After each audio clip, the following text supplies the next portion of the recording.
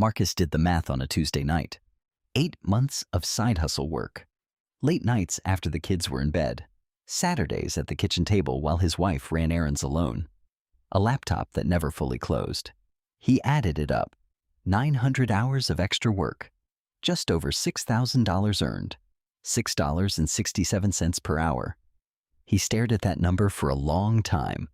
Then he closed the laptop, walked to the bedroom, and lay down next to his wife in the dark. He wasn't lazy. He wasn't unskilled. He was working harder than most people he knew, and earning less per hour than the teenager who mowed his lawn. His problem wasn't effort, it was structure. What Marcus didn't know, what most side hustle content never actually explains, is that effort and income don't automatically connect. There's a mechanism in between, and whether that mechanism works for you or against you determines everything. Your ceiling, your burnout level, and your ability to build something that lasts. That mechanism is leverage, and by the end of this video, you'll understand it well enough to look at any side hustle, including the one you're already doing, and know immediately whether it's building something real or just renting out your hours. But here's what I haven't told you yet. Marcus figured it out. And the thing he changed wasn't his skills, his niche, or how many hours he worked. It was one decision, one structural shift. Remember, we're coming back to that at the end. Because once you see what he actually did, the whole framework clicks into place in a way that's hard to unsee. The thing nobody defines. Leverage gets thrown around constantly in business content. Build leverage. Use leverage. You need leverage. Nobody actually defines it. Here's the plain version.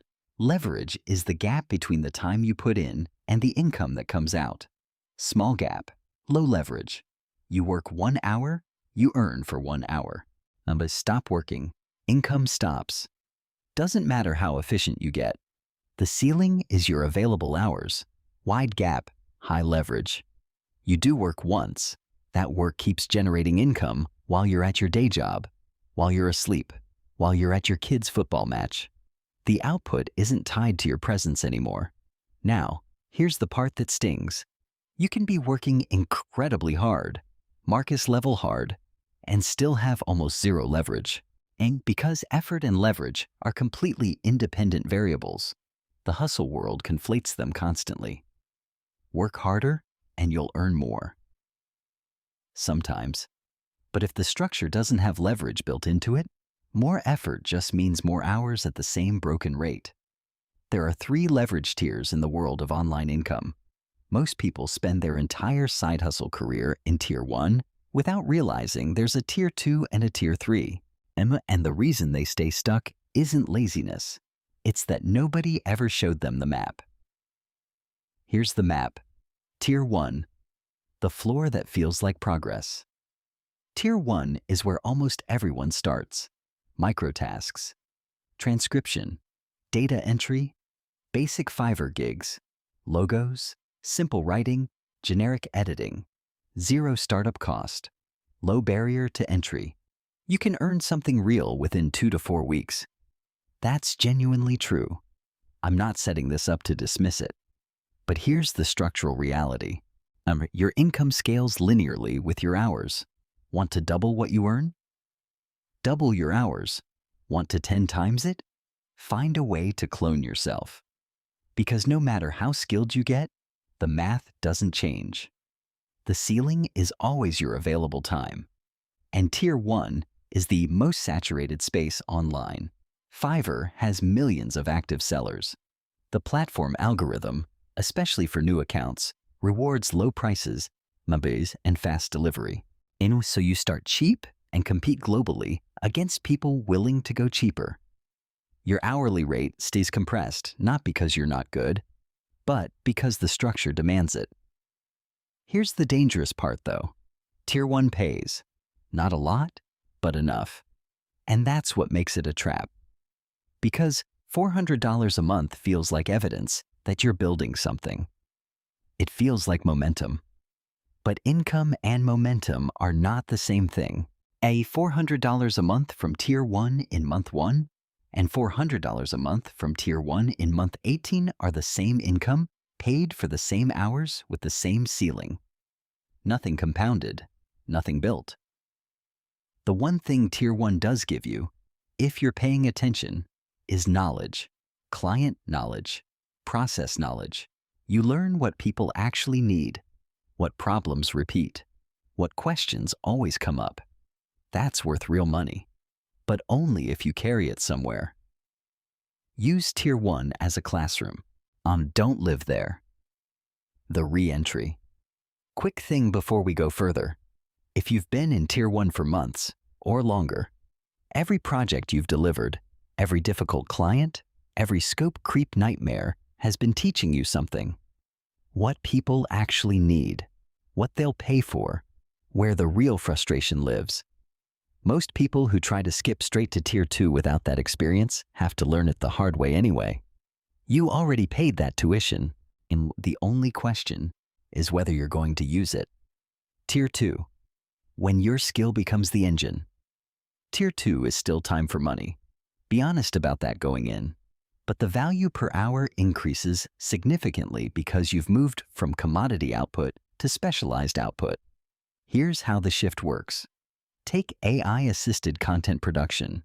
A writer using the right tools and a refined workflow can produce 10 client articles in the time it used to take to write 3. Income doesn't triple automatically, but output capacity expands without a linear increase in hours. The toolset becomes a multiplier on your time. Or take niche positioning. Social media manager is a saturated, compressed market. LinkedIn ghostwriting for B2B founders is a specific, filtered, premium market.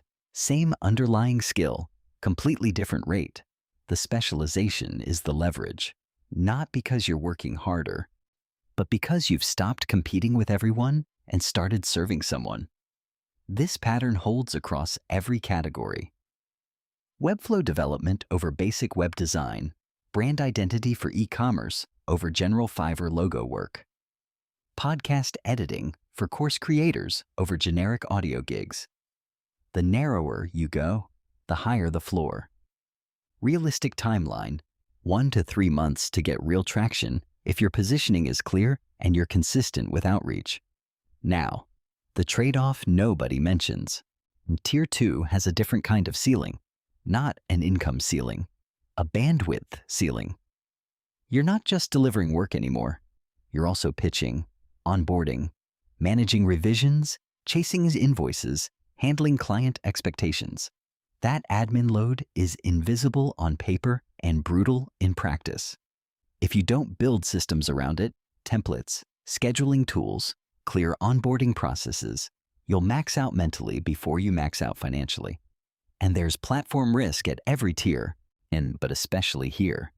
If your entire client pipeline runs through Upwork or LinkedIn, one policy change or account issue can cut your income overnight. The smartest Tier 2 operators treat platforms as lead sources, not as the business itself. They move clients to direct relationships as quickly as possible. Tier 3. Build once, earn repeatedly. Most people look at Tier 3, see the timeline, and walk away. That is the single most expensive mistake in online income, and because the time passes either way. Tier 3 is asset-based leverage. You build something once that generates income repeatedly without you actively delivering it every time. Digital products, templates, guides, mini-courses, toolkits, content systems, YouTube channels, newsletters, niche blogs. Here's what this looks like when it's real. Say you've spent 3 months in Tier 2 doing brand work for Shopify store owners. You know what they need. You know what they always get wrong. And you know the 3 questions every single client asks. You take that knowledge and build a brand kit, templates, a process guide, a checklist, and price it at $60 on Gumroad. You spend 1 Saturday building it. It sells while you're at work. It sells while you sleep. It sells to people who found you, through a video you made 6 months ago. You do the work once, the income keeps moving. YouTube compounds the same way. A video you made 14 months ago still gets watched and still sends people to your product page, still earns ad revenue. The library grows. The older content doesn't stop working just because you made something new. Meaningful income from Tier 3 content takes 6 to 18 months to appear. That's the honest timeline. But here's the reframe. Someone grinding Tier 1 for the next 18 months will still be earning $6 an hour at the end of it. The slow path and the fast path cover the same calendar time. The difference is what's waiting for you at the end. And unlike Tier 1 and Tier 2, Tier 3 is yours. Platforms shift, algorithms change, accounts get flagged, but a product library, a content system, an audience you've built, that's not sitting on someone else's server waiting to be switched off. That's an asset you own. Where to start? One question cuts through most of the confusion. Do you need income in the next 60 days? Or are you building for 12 months from now? And if you need cash flow fast, start in Tier 1 or Tier 2. Earn while you learn. But position for specificity from day one, because that's the path to higher rates. Don't be a general writer. Be a writer for a specific client type. Don't be a general designer. Pick an industry and own it. If your day job covers your expenses and you have 5 to 10 hours a week to invest, Tier 3 is viable right now. Start building in parallel. Let it compound in the background while your income stays stable. The move that most people sleep on is using the tiers as a ladder, not a choice. Tier 1 teaches you what clients need. Tier 2 refines your expertise and builds your rates. Tier 3 packages that expertise into something that doesn't need you in the room to sell. Each stage feeds the next. You're not choosing between them. You're moving through them. Marcus didn't quit after that Tuesday night. He did something better.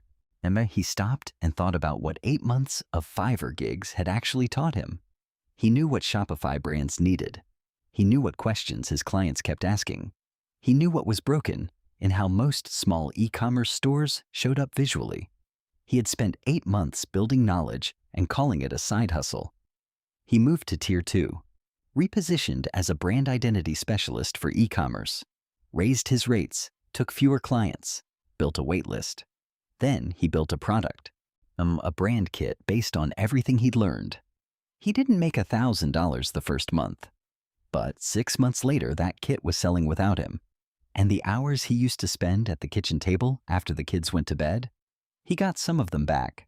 That's what leverage looks like in a real life, not a shortcut, not an overnight transformation. Just a deliberate decision to stop building inside a structure that couldn't scale and start building inside one that could, a $6.67 an hour. That was the cost of effort without leverage. You know the difference now. That changes everything.